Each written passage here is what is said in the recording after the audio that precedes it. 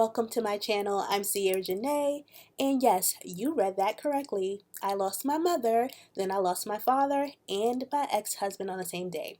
I invite you to pull up a seat and get comfy because this one might be a little bit long, but I have some things that I want to share, especially if you've been through a divorce recently or if you've lost one or both of your parents like me. So let's begin with some background context. When I was about 11 or 12 years old, my father had a stroke. Um, this was a devastating time for my family, as you can imagine. Um, that everything that I knew about life changed from that point on. My parents were together before that happened. They were married, and we all lived together before he had the stroke. Um, my mother moved me and my siblings away, at least the ones that were not adults at the time or near adult age at the time. So she packed us up and we went away and we moved to the South. So while we were in the South, I just started to notice that my mother was getting sicker and sicker as time went on. Um, Unfortunately, we did not have a car when we were down there. And so I'd find myself, me and my sister would find ourselves in a situation where we have to rely on other people to help us get around and get her to appointments and things like that. Um, and so there we were in the South without a car, which was very strange to a lot of people, and especially friends that would see me walking on on the road in the neighborhood. And then when I went back to school on the following weekday, they would be like, I saw you walking down there. And so it was kind of awkward, and it was embarrassing because, I mean, in the South, particularly where we were at, we needed a car to get around. So basically, we moved down there more than one time. So we moved back from the South to New York, then we went back to the South from New York. So it was a bit of instability for a bit there. So imagine being young. I was younger than 18 years old. I was not an adult. I was in elementary. Well, I was in middle school. I was in high school.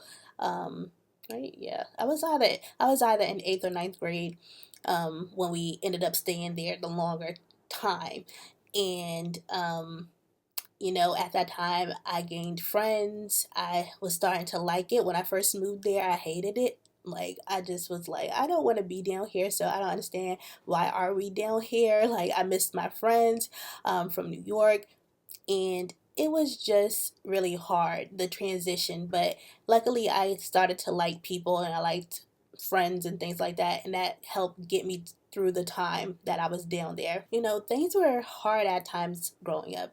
My mother, we struggled sometimes to even make ends meet. Like, we had to eat like luncheon meat and bread and things like that. If you know, you know. Peanut butter and jelly, pork and beans and rice, those things were staples in my house. So we didn't always have money like that, and my mother could not work because, again, she was considered a person with a disability after she became ill. And so we were surviving on a really small check that she was receiving from the government every month. And so we didn't always live in the best conditions at times because, like, the house down south, it literally had a hole in the tub and a possum used to come through. Yes, yes, you heard that right. A possum used to come through the tub down south. And so his name was Billy, and we used to give him grapes. He used to crawl into my mother's dresser, and it was a whole thing for a while, actually. So, I share all of this with you because, again, I know somebody out there has struggled in their childhood, and I know that is something that's weighing on them currently still. And I'm just here to say that you can move forward still. And then I moved back for 12th grade down south, moved back to New York after 12th grade. And I stayed up in New York pretty much until I moved with my ex to Jersey. So I was basically up in New York, up here where I'm currently in, um, for the past 10 plus years now. So the last time I moved from South Carolina to New York, my mother's health was worsening, as you could imagine, because she had already been sick for some time.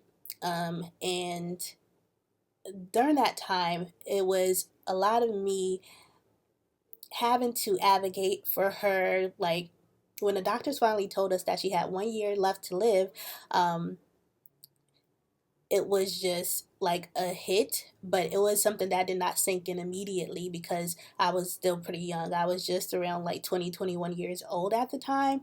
Um, and still pretty much a baby because I am the youngest in my family on my mother's side. So I was her youngest daughter. That last year of her living was a lot on me, as you could imagine. I became her primary caregiver, taking her to the doctor, having to advocate for her at the doctor's office to get her the things that she needed. She needed an oxygen tank. She needed wheelchair at one point, and different things like that. She needed home health care. She needed several different services so that we could ensure that she was okay.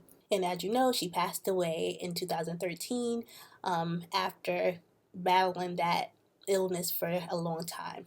So after my mother passed away, me and my father's relationship kind of became estranged because it was some weird dynamics with his family and with the treatment of me and my siblings.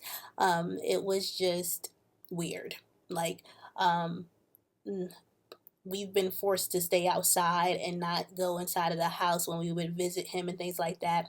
And mind you, we were young. We were coping with two parents that had become disabled, so from their illnesses and from their lifestyle choices and things like that. And so it was really hard on us all being so young. Like I said, when my mother passed, I had just turned 22 years old. She died like after my birthday, after my 22nd birthday, which her birthday is only like a week before mine. And so, that was the last time we spent together and stuff like that. And it was a very hard time. We basically got to the point where we were not talking anymore, and I was not going to visit him anymore because of the treatment that was taking place between me and him. Like, basically, me and my father were estranged even before he passed away. So I had not saw my father for about 10 plus years, around that time frame before he died. And I did speak to him a couple times before he passed away, but in the latter part of the years that we were estranged, I did not speak to him at all because it was just too much for me at that point. So a few years later, after my mother passed, I took a break from school. Like, when she was alive, it was very hard for me to do anything because I was taking care of her. So I could not really complete a degree. I had to quit multiple jobs to help her and things like that. And so after she passed, basically, I took some time away. I was just working, primarily. And then I tried my hand in school a couple of times and I would drop out because I just was not ready to go back. But then I finally went to school and was able to stay and able to graduate and things like that. While I was in college, I met my ex husband, and we basically got together kind of after another relationship, and I really liked him, really was attracted to him, things like that. And we dated for a good, probably like a we dated for about 3 years before we moved in together. And then after another 2 years together, we got married after living together for 2 years. And then we lived together and we were married and we moved and things like that. And then we got divorced. And with that relationship, I thought we started off on a good note, but in hindsight, it was never started on a good note. Um, Basically, I ended up leaving the relationship, um, and walking away because it was just too much going on for my mental health. And I just realized that we were not on the same path anymore and probably never was. And that relationship was definitely emotionally abusive in some of the most subtlest ways. Um, and then there were moments where it was very obvious as well. But you know how it can be when you are in love, or you envision a certain life with the person. You don't always look at the negative or the blaring red flags, as they say. And so, like I said, like I mentioned in previous videos, the same day that I went to bury my father, um, and see him be put in the ground forever for the rest of my life, I also got divorced on that same day. So it was a horrible day. Um, but like I said, I have been able to extract the good out of it and see that it was basically me closing chapters of my life all at one time. Now, my childhood was not terrible, but it wasn't the best at the same time. I experienced certain things. I witnessed um, my parents fighting. There was drug usage and things of that nature. And so the best thing that I can say is that my mother never abandoned me. My father never abandoned me either. It's just that he got sick. And my mother was always a constant my entire childhood. Like, I lived with her the entire time, and I was taking care of her when she passed, as I mentioned. And I don't want to go into too much detail because I don't want to trigger anyone out there that may have experienced some similar things to me. And so that's why I'm kind of keeping it this way. So, what have I learned after losing my mother? Then about a decade later, losing my father and my ex-husband on the same day. What made me want to create this video and share this experience with you? If you thought that I was going to say life absolutely sucks and it's not worth living anymore, sorry to disappoint you, as I'm not a victim of life. Quite the contrary, actually. I've become an observer of life. My purpose is not to trauma dump, it's to teach. And when I think about the loss that I've endured and the loss others have endured, a lot of it started with the seed of not being enough, of not deserving good or expecting bad, and like something won't work out.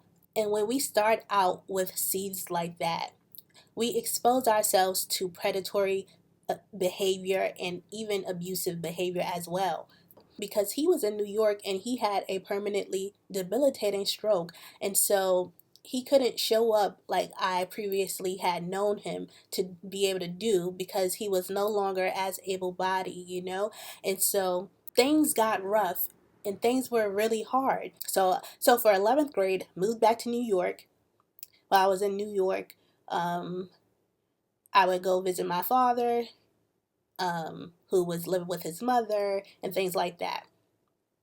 So I tell you my backstory because I'd like you to know that in an ideal world, we know our value, we know our worth, etc. And some of us do, but a lot of us, I would say a lot more of us, actually are not born. In my case, I didn't have my parents pouring into me this love, that allowed me to know my worth and value from a young age. And even over the years, I was not really taught how to value myself or what my value was. In fact, I felt like I did not belong. I felt like I got teased somewhat, or like, just for being who I was, I always felt like the black sheep or like the outsider, and like I was a problem. And my parents, in particular my mother, did not have her parents pouring into her either. And so naturally, of course, she probably wasn't going to teach me that, because that wasn't her experience for her to know to do something differently. We also are more often taught that our value comes from outside sources, that is dependent on what people think about us or what we can do for other people.